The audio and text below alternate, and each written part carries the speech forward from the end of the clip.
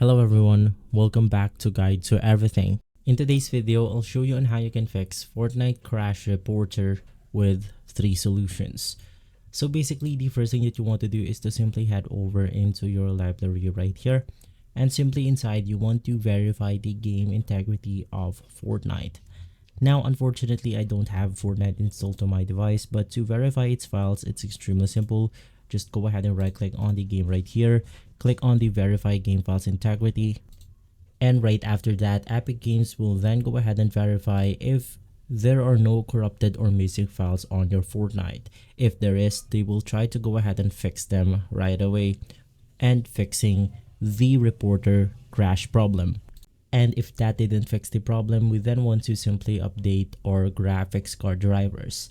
So in my case, I'm using NVIDIA right here. If you're using something like an AMD graphics card, you can just head over to the official website, search or look for the right model. In my case, it's going to be the RTX 3060 Ti series.